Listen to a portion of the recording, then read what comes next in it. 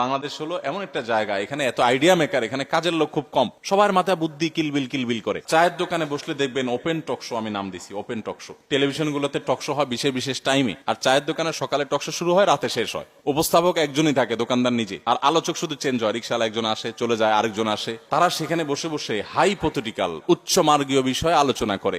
দেশের কার মন্ত্রী হওয়া উচিত ছিল, কোন মন্ত্রী কোনটা ভুল হয়েছে, সরকার প্রধান কোন ত্রুটি করছে, এসব বিষয়ে সেখানে ডিটেইল আলোচনা হয়। আমি তখন চিন্তা করি, এই দেশটা রসাতলে যাবে না তো কোন দেশ যাবে, যে দেশে এত বুদ্ধিজীবী কাজের লোক নাই, সবাই শুধু বুদ্ধি সাপ্লাই করতে রাজি, কাজ করতে রাজি না। আমার অফিসে সেদিন এক লোক আসছিলেন এরকম এক গাদা বুদ্ধি নিয়ে। তো উনি বলছেন, হুজুর আমার কাছে এতগুলো আইডিয়া আছে, আপনাকে দিতে চাই। আমি বলি, ভাই আমার মাথায় আল্লাহ তাআলা যে আইডিয়া দিছেন, এগুলোকে ইমপ্লিমেন্ট করতে আমার আগামী 2-4 হাজার বছর বাঁচে থাকতে হবে। 2-4 হাজার বছর ধরে কাজ করলে এই আইডিয়াগুলো শেষ করতে পারবো কিনা জানি না, এত আইডিয়া আমার মাথায় আছে।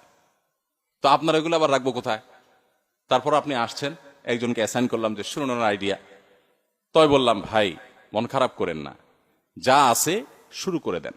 মৌলানা আবু তাহের মেজবাহ হাফিজাহুল্লাহ, মাদার নিসাব এর প্রতিষ্ঠাতা জনক, তিনি যখন কাজ শুরু করেছেন অনেক সমালোচনা হয়েছে, কিন্তু নিজের জায়গা নিজে অটল হয়ে কাজ শুরু করেছেন, কাজ করছিলেন। আজকে সারা দেশে সেটাকে অ্যাপ্রিসিয়েট করা হচ্ছে।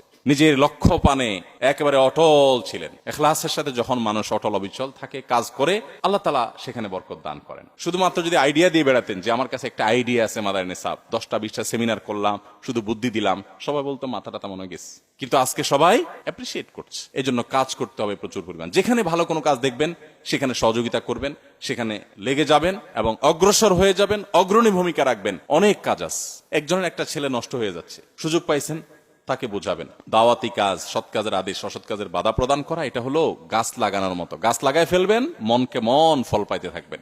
অতএব এগুলোতে কোনো প্রকার কার্পণ্য করবেন না এবং শুধুমাত্র স্বার্থপর হবেন না। এখন মুসলমানরা ম্যাক্সিমাম স্বার্থপর, সেলফিস্ট। নিজের গণ্ডির বাইরে আমরা চিন্তা করতে পারি না। আপনি ভালো মুসলমান হতে পারবেন না। নির্দিষ্ট সংকীর্ণ গণ্ডির বাইরে গিয়ে দিনের বৃহত্তর স্বার্থকে মাথায় রেখে কাজ করতে হবে, তাহলে আল্লাহর দিন উপকৃত হবে। তা না হলে এদেশে দিন যে অবস্থায় আছে আরো করুণ অবস্থার দিকে চলে যাবে। আল্লাহ তাআলা আমাদের সবাইকে কল্যাণের কাজে, ভালো কাজে, নেকের কাজে, সাদকা জারিয়ার কাজে, যে কোনো ভালো কাজে সবাইকে সর্বাত্মকভাবে সহযোগিতা করার তৌফিক দান করুন।